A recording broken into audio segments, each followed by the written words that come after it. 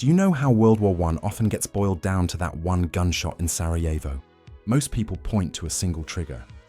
Archduke Franz Ferdinand gets assassinated. Alliances activate, and suddenly, millions are dying in muddy trenches across Europe. But the truth? That gunshot was only the spark. The real ignition came from ledger books, not bullets. Somewhere between London and New York, a handful of powerful bankers were scribbling loans worth billions in today's money, effectively turning a Balkan dispute into the deadliest conflict humanity had ever seen. And here's the kicker. They funded both sides. Stick around, because by the end of this story, you'll understand why your history textbook skipped this, and how echoes of that same financial machinery still shape wars today. Let's rewind to 1914. Europe was a powder keg. Nationalism surging, militaries flexing, and yes, the assassination lit the fuse. But peel back the propaganda, and you'll find something far more sinister. A financial arms race decades in the making. Empires were drowning in debt from colonial expansion. Gold standards were cracking under the weight of industrial ambition.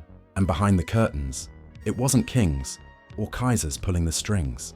It was the merchant banks, the Rothschilds of London, the Baring brothers, and the Morgans of New York, lending at rates that would make a loan shark blush. Britain and France, the old colonial giants, sat atop vast holdings in Africa and Asia, siphoning rubber, oil, and cotton to feed their factories.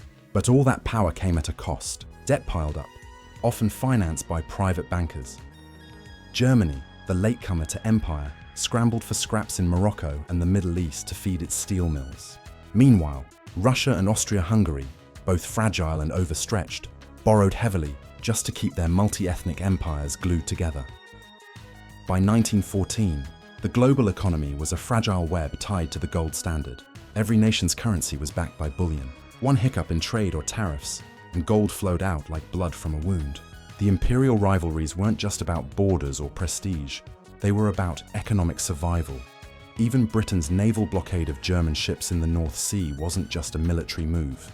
It was economic warfare, starvation through spreadsheets, crashing Berlin's banks from the outside in. And here's where it gets darker. These financial feuds didn't just make war possible, they funded it. JP Morgan's $500 million lifeline to the Allies quietly nudged the US toward abandoning neutrality. Meanwhile, Germany scrambled to secure gold through its allies, desperate to keep its empire afloat. But did these bankers truly understand the carnage they were enabling? Or was it just business as usual? To understand that, you have to follow the money. Imperialism wasn't some noble quest for glory. It was pure cash. By the late 1800s, Europe had carved up Africa like a Thanksgiving turkey. Britain held Egypt and South Africa for cotton and gold. France dug into China for rubber. Germany grabbed what was left, Tanganyika, Namibia, chasing phosphates and pride. Factories in Manchester and Berlin churned day and night, but raw materials were the real prize. Colonies offered cheap labor, captive markets, and endless extraction. And building these empires came with a bill. Railways through jungles, forts in deserts, wars with locals, all paid for with loans. Massive loans. By 1900, Britain owed billions in bonds, largely to five titans of London finance. The Rothschilds had a web stretching from Paris to Vienna. The Baring brothers were still recovering from Argentina's collapse. And across the Atlantic, JP Morgan was eyeing Europe like a candy store. These weren't ordinary loans. They were collateralized by future colonial taxes. Empires had become ATMs, their resources pledged before they were even mined. Germany, united only a generation earlier, felt the squeeze hardest. Its naval ambitions outpaced its budget, while colonies barely paid for themselves. By 1913, Berlin's external debt hit 20 billion marks.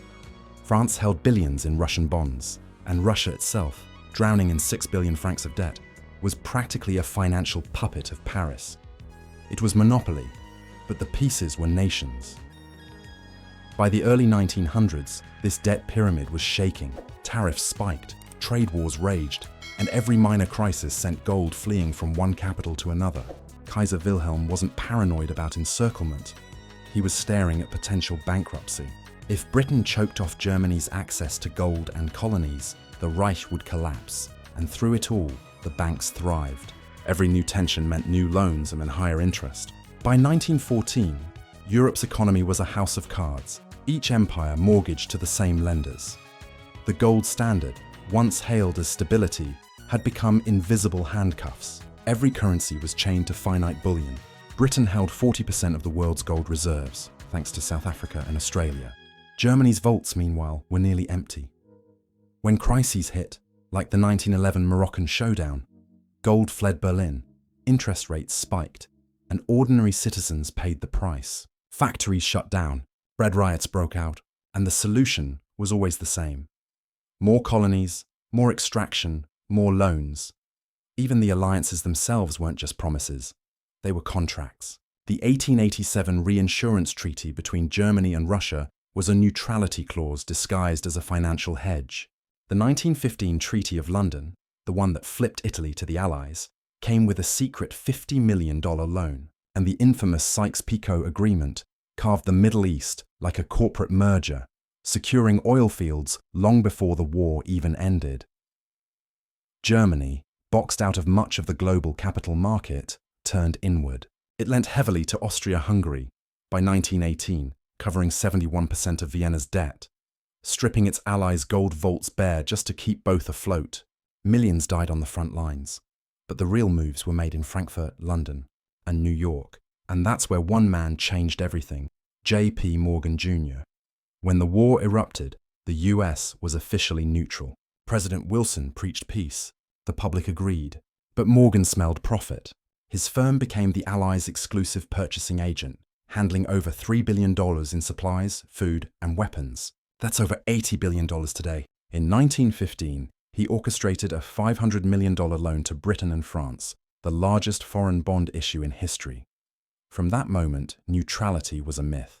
By 1916, Britain was financing Italy, France, and even Russia, draining its gold reserves and pawning off overseas assets. When London teetered, Morgan lobbied Washington, warning that if the Allies fell, America's own economy would crash.